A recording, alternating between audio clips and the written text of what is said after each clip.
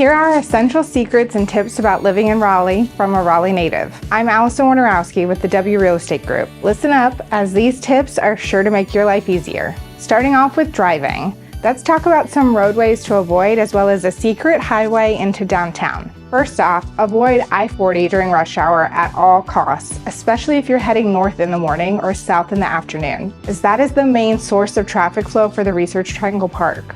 In town, simply put, avoid Capitol Boulevard. It's always busy, has 3 to 4 lanes in each direction, and something about it makes drivers crazy, as they are constantly changing lanes. Speaking of lanes, avoid Wake Forest Road and the southern parts of Falls and Neuse Road whenever possible. The lanes are extremely narrow, as it is essentially 3 lanes fit into what feels like just a space for 2. Wade Avenue is also a challenging road, with many hills and curves, so you have to be on high alert. If you have to travel on it, stay in the right lane to avoid sudden stops from cars trying to take a left. And roundabouts, just avoid those. Raleigh natives have no clue how to properly use them.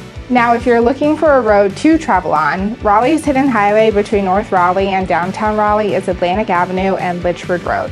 While there are some parts of the stretch that are 35 miles an hour, it is still 10 to 15 minutes quicker than any of the surrounding roadways due to its limited traffic. This is such an amazing shortcut for those making this commute. In general, Raleigh has so many side roads that for most commutes, you should be able to avoid the busy highways and main roads, so study up on the best route for you. If you want another way to make your commute easier, try using Raleigh's expansive greenway system to commute to work. While this may not work for everyone, Raleigh's greenway system connects many areas to downtown Raleigh. More people than you think bike into work using the greenway to get some exercise and avoid the hassle of driving. And if you don't want to work up a sweat, try getting an e-bike and enjoy a relaxing ride-in. Moving into parking, if you're headed to Crabtree Valley Mall, don't use the main entrances on the first level to find parking. They are crowded and you'll rarely find a good spot. The best parking spot is on the top level of the parking deck accessed from Edwards Mill Road. This will take you by the food court entrance, and if you don't find something there, keep going to the back by Macy's, where you'll find tons of open spaces. Now, this spot is not going to work during Christmas time, as I would suggest avoiding Crabtree at all costs during the holidays due to crowds. For those going to an event at the PNC Arena, you don't have to pay for parking. If you're willing to walk 10 minutes or less, you can avoid spending $30 to park next to the arena. Yes, it costs that much now. There are multiple office buildings with lots where you can park after 5 p.m., such as the buildings across both Trinity and Edwards Mill Roads. The lots by Edwards Mill Road actually have access to a tunnel underneath the road, so you don't even have to walk across the busy street. There's also the Fairgrounds gravel parking across from Trinity Road as well. Another parking tip, if you're going to Pullen Park, you'll quickly learn how limited the parking options are.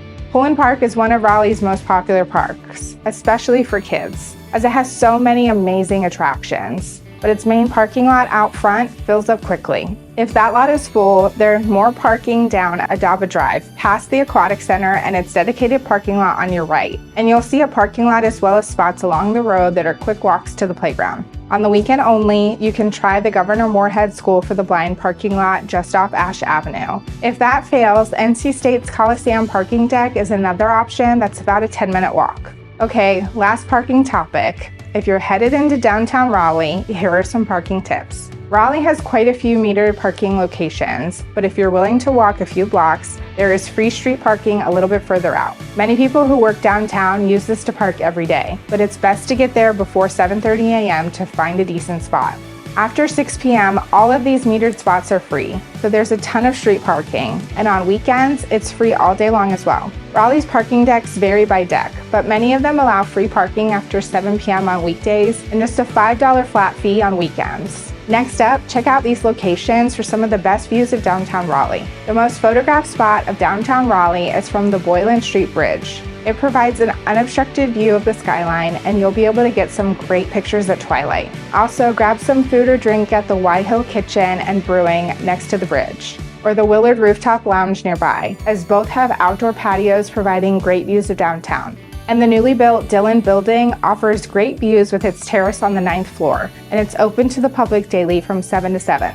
For a little further out view, Dix Park offers multiple areas where you can see the skyline, and it's a popular place for those wanting to fly drones and get some good photos of downtown. And for those driving in, the best view of Raleigh is driving in from the south of South Saunders Street. Moving into some topics on eating, cookout tastes the best the later you get it into the night. Mix those late night cravings with college students who already stay up into the early hours of morning, and the cookout near NC State off Western Boulevard can get packed. Avoid your temptations to go there after midnight, just about any night, especially on the weekends, and also after NC State football games. Next up, let's look at how to get a reservation at Raleigh's most popular restaurant, Angus Barn. Angus Barn was just named as North Carolina's best restaurant, and its holiday decorations make it a must-see during Christmas. But it's the hardest reservation to get in town. First off, if you have to see the Christmas decorations, they are usually up from the second week of November through late January. If you're wanting a reservation in this time frame, you actually have to make it a year out. You can make reservations online starting at 1 p.m. exactly 1 year in advance for the day you want, and it can fill up within minutes, so you have to be quick. Now, if you don't get a reservation and you have a smaller party, don't worry. It is possible to walk in the day of and grab a first available seat. And the Wild Turkey Lounge upstairs is always a first come, first served basis, and it serves the same menu as the restaurant. My husband and I go every year in late December without a reservation, and we get there around 3 p.m. and usually wait about an hour or two. There's a great indoor waiting area out front with a bar, and you'll be served their famous cheese and crackers while you wait. Next up, if you're wanting to save money on college but still get a bachelor's degree from a major university, North Carolina's community colleges have some great partnerships. The area's community colleges have coordinated well with the area's universities, such that many of their class credits transfer to universities. But some universities and community college have partnered to create specific programs, like Wake Tech and NC State, which have programs in science and engineering that allow you to attend Wake Tech for 2 years, and then transfer to NC State for the last 2 years to obtain your bachelor's degree. This is a great way to start an engineering degree from a major university, but not pay for a full 4 years of college. It's also a great option if you're not able to get into one of the major universities out of high school, which are very competitive, as it is easier to transfer in once you've established a good standing at a community college.